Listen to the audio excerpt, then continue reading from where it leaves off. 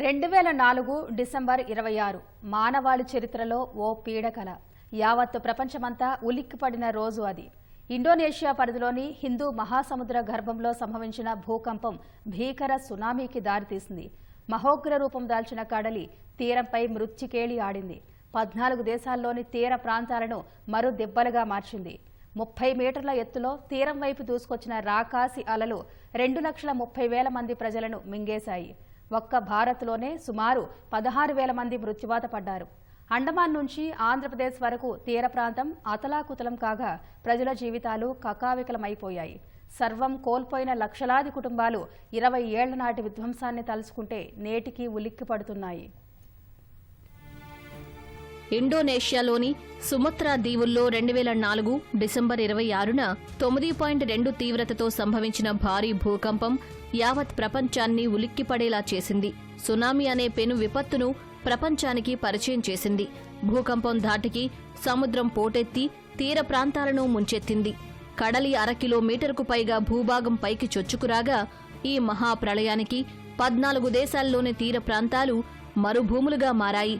30 మీటర్ల ఎత్తు వరకు ఎగసిపడిన రాకాసి అలలు 2,30,000 మందిని మింగేశాయి. ఒక్క భారత్లోనే 16,000 మంది ప్రాణాలు కోల్పోయారు. ప్రపంచంలోనే అత్యంత ఘోర విపత్తుగా మారిన ఈ సునామీ కారణంగా సర్వస్వం కోల్పోయిన వారికి లెక్కే లేదు.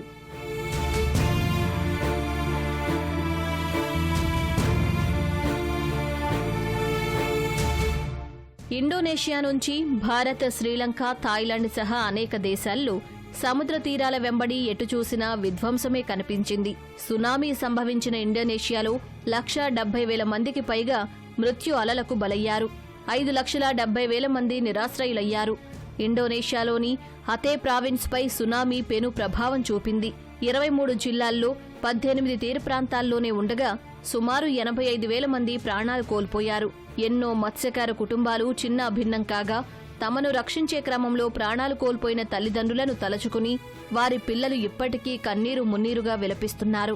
సముద్రంలోకి వేటకు వెళ్లిన వారు మృత్యు అలలకు బలికాగా చివరి చూపు కూడా దక్కలేదని వారి కుటుంబాలు రోదిస్తున్నాయి. ప్రభుత్వాలు, స్వచ్ఛంద సంస్థలు పెద్ద ఎత్తున ముందుకొచ్చి కూడు గూడుకు భరోసా కల్పించినప్పటికీ ఆత్మీయులను కోల్పోయేలా చేసిన అలలు వారికి పీడ కలలుగా మిగిలిపోయాయి. నాటి విపత్తును కళ్లారా చూసిన చిన్నారులు ప్రస్తుతం పెద్దవాళ్లైనప్పటికీ భవిష్యత్తులో ఇలాంటి ఉపద్రవం మళ్లీ వస్తుందేమోనని ఉలిక్కి పడుతూనే ఉన్నారు.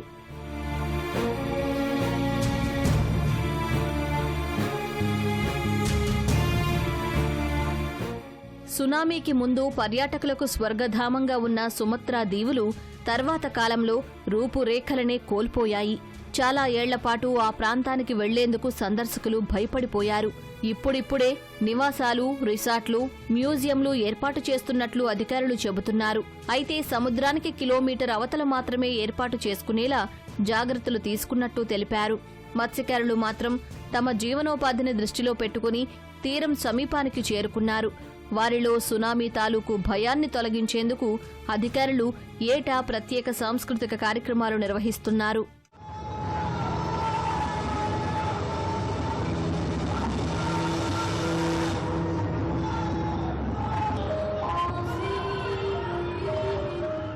ఇండోనేషియా తర్వాత శ్రీలంకపై సునామీ తీవ్ర ప్రభావం చూపింది. సుమారు 40,000 మంది ప్రాణాలు కోల్పోగా వేలాది మంది నిరాశ్రయులయ్యారు. నాటి విపత్తులో ప్రాణాలతో బయటపడిన వారు 20 ఏళ్ల నాటి విధ్వంసాన్ని తలచుకుని ఇప్పటికీ కుమిలిపోతున్నారు. ఇటు భారత్లోనూ సునామీ సృష్టించిన విలయం అంతా ఇంతా కాదు. అండమాన్ నుంచి ఆంధ్రప్రదేశ్ వరకు అధికారిక లెక్కల ప్రకారమే 15,749 మంది మరణించారు. 5,640 మంది ఆచూకీ ఇప్పటికీ దొరకలేదు. వేలాది మంది సర్వం కోల్పోయారు. అండమాన్ నికోబార్ దీవుల్లో 1,500 మందికి పైగా మృత్యువాత పడ్డారు. నాటి విధ్వంసాన్ని కళ్లారా చూసినవారు దానిని గుర్తు చేస్తేనే ఉలిక్కి పడుతున్నారు. సముద్రపు నీరు మృత్యువులా వెంటాడిందని, అడ్డొచ్చిన వాటన్నింటినీ కబళిస్తూ కరాళ నృత్యం చేసిందని చెబుతున్నారు. ప్రాణాలను అరచేతిలో పెట్టుకుని మోకాళ్లోతు నీళ్లలో సురక్షిత ప్రాంతాలకు పరుగులు తీసినట్లు వివరిస్తున్నారు.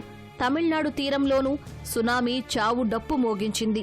సుమారు 8,000 మంది ప్రాణాలు కోల్పోగా నాగపట్నం, చెన్నై, కడలూరు తీర ప్రాంతాల్లో మృత్యు ఘోష ఎక్కువగా వినిపించింది.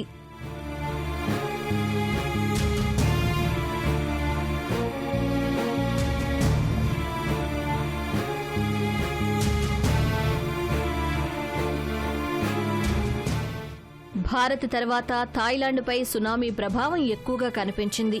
5,400 మంది మరణించగా 3,000 మంది ఆచూకీ లభించలేదు. చనిపోయిన వారిలో ఎక్కువ మంది పర్యాటకులు ఉన్నారు. తీరంలో సేద తీరుతున్న వందలాది మంది రాకాసి అలలకు గల్లంతయ్యారు. ఇళ్లు, రెస్టారెంట్లు ధ్వంసమయ్యాయి. అయితే థాయిలాండ్ ప్రభుత్వం వేగంగా చర్యలు చేపట్టి సాధారణ పరిస్థితులు నెలకొల్పింది. కొద్ది కాలానికే పర్యాటకుల తాకిడి కూడా పెరిగింది.